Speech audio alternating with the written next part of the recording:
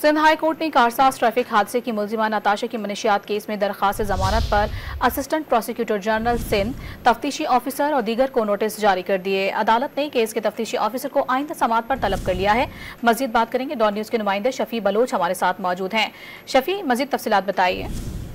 मुलजिमा की जानिब से दरख्वास्त जमानत ज़िला अदालत से मुस्तरद किए जाने के बाद जो वो सिंध हाई कोर्ट से रजू किया गया है और मुलजिमा के वकील की जानिब से इब्तदाई दलाल सुनने के बाद अदालत ने असिस्टेंट प्रोसिक्यूटर जनरल, तफ्तीशी अफसर समेत दीगर को नोटिस जारी कर दिए हैं। अदालत ने केस के तफ्तीशी अफसर को आइंदा समाअत पर तलब कर लिया है और इसकी केस की रिपोर्ट भी पेश करने का अदालत ने हुक्म दे दिया है और एसएसपी इन्वेस्टिगेशन ईस्ट को भी तफ्तीशी अफसर को जो है वो हाजिर कराने की इस्तदा की गई है और अदालत ने फरीकैन को 30 सितंबर तक के लिए नोटिस जारी कर दिया है। दरख्वास्त गुजार के वकील ने मौक़िफ़ इख्तियार किया है कि जुर्म में सजा 1 साल या फिर जुर्माना है और मुलजिमा की दरख्वास्त जमानत से इससे कबल डीजी और इससे कबल एडिशनल डिस्ट्रिक्ट एंड सेशन जज की अदालतों से जो है वो दरख्वास्त मुस्तरद की जा चुकी है और